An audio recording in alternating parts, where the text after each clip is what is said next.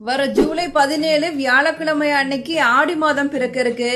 ஆடி மாதம் அப்படிங்கறது அம்பாளுக்காக அர்ப்பணிக்கப்பட்ட ஒரு மாதம். அதனாலதான் இந்த மாதத்தை அம்மன் மாதம் அப்படின்னு சொல்லுவாங்க. ஆடி மாதம் விசேஷங்கள் நிறைந்த மாதம்.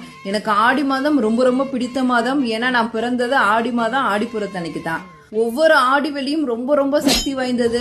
ஆடி வெளியில அம்பாளை பார்க்கிறப்ப அப்படியே உயிர்ப்புடன் இருக்கிற மாதிரியே இருக்கும்.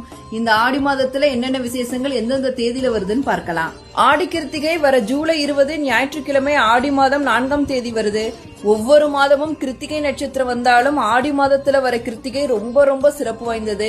இந்த நாள முருகப்பெருமான விரதம் இருந்து வழிபாடு செய்யறது ரொம்ப ரொம்ப விசேஷமானது. வருஷத்துல 3 அமாவாசை ரொம்ப ரொம்ப முக்கியமானது. தை அமாவாசை, ஆடி அமாவாசை, புரட்டாசி அமாவாசை. அந்த வகையில ஆடி அமாவாசை வர ஜூலை 24ஆம் தேதி வியாழக்கிழமை வருது. ஆண்டாள் நாச்சியார் அவதரித்த ஆடிப்புறம் ஜூலை 28ஆம் தேதியும் கருட பஞ்சமி ஜூலை 29ஆம் தேதியும் கொண்டாடப்பட இருக்கு. ஆடிப்பெருக்கு அப்படின்னு சொல்லப்படுகின்ற 18ஆம் பெருக்கு ஆகஸ்ட் 3ஆம் தேதி வருது.